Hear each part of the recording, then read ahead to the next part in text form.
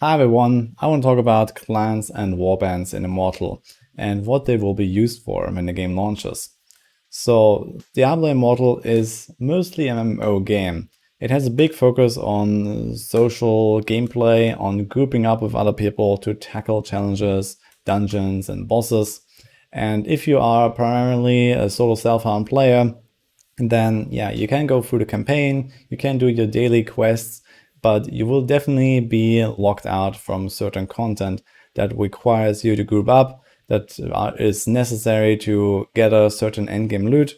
And at least to some degree, you want to group up with some people in some cases. One of the best ways of doing that is by joining a clan of like-minded people that you can use as a social network to group up for various activities.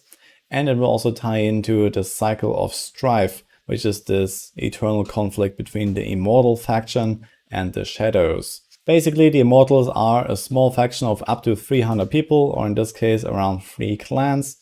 And they are, so to say, the rulers of Sanctuary. And they have certain special endgame activities and certain perks they gain, while the Shadows are the ones that try to overthrow those Immortals to become immortal themselves. And every few weeks, up to maybe 1 to 2 months, you can expect one of the cycle to change so that the Immortals are inevitably defeated and a new immortal faction rises from the previous Shadows. And then it continues back and forth. So this is basically how it goes. And this is also something that you will have to join a clan to be able to participate in. This is a very PvP-based system, but it also has lots of PvE quests and PvE like contributions that you make to reinforce your faction's like performance. But this is definitely one of the centerpieces of how the game works and something that you should be aware about when the game launches. I will have a separate video talking about the Cycle of Strife, but it is a very complicated and detailed system that definitely deserves more attention on its own. And I mostly want to talk about the importance of these clan and warband features. So as I mentioned, if you want to participate in a Cycle of Strife, you will have to join clans, you will have to become a Shadow, which you can do in Westmarch at a certain level, at 43 I believe. And then you can start doing Shadow endgame activities, and you can try to work towards overthrowing the Immortals. Obviously, there are different roles available in a clan, so there's the leader, there's officers, there's regular members, and there's also a small cost attached to creating a clan, but this is not really something incredible, so you can comfortably farm this up in the first few days. Now there's a bunch of other things that go into clans, for example the clan achievements, where you can do certain dungeons together as a clan team, but apparently there's not really any rewards for it, it's mostly like a prestige thing. But there's also the so-called dark clans. And if you're wondering what that is, this is basically just a clan that converted from being a regular clan of all kinds of members to a shadow clan. So again, if you want to participate in a Cycle of Strife, you will become a dark clan, and this will be one of the ways to compete against other dark clans and then eventually against the Immortals to try to overthrow them. I believe the leader of a clan can decide to convert a clan to a dark clan, which then becomes like a shadow faction clan. And when this turnover happens and there's like a new reign of Immortals, then the entire clan will convert to being Immortals. And then, as I mentioned, there's going to be up to 300 people with 100 people per clan, so it's going to be 2 extra clans that can also become allied immortal clans. Now, a second very important social feature is going to be warbands. And warbands are small groups of up to 8 people, and they are also some kind of permanent or semi-permanent system. Similar to how you can join a clan, you can also join a warband, but it has a way smaller limit. And this is intended to be a kind of more like day-to-day basis of grouping up with, your closest circle.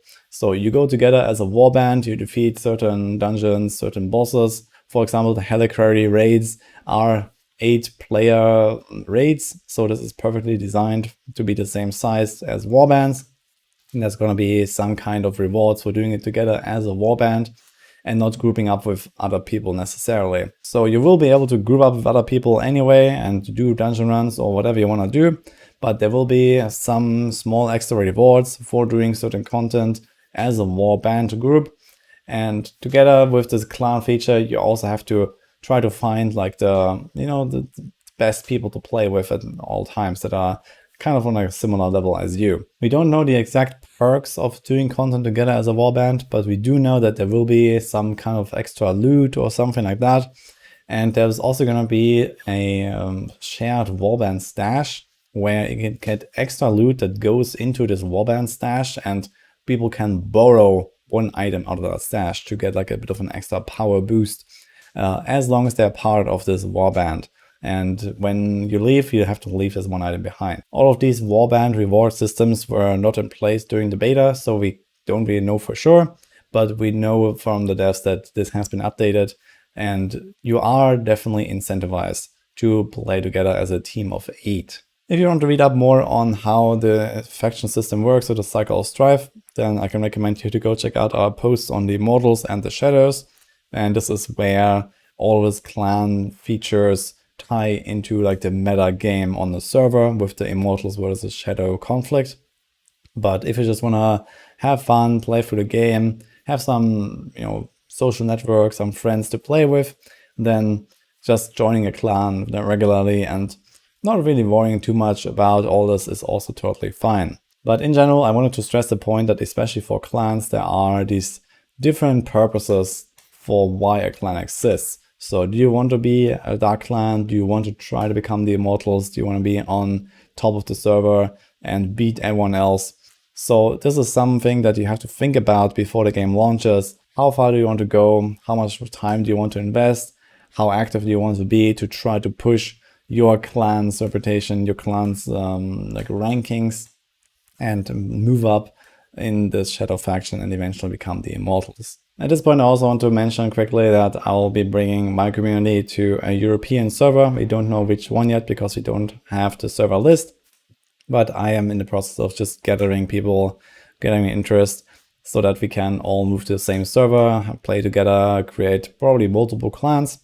If you're on NA and you want to join the big max roll server where all of the other content creators are basically, because they're all NA, then go check out Epoch. He is working on that, and they're gonna have some massive multi-clan conglomerate basically as well.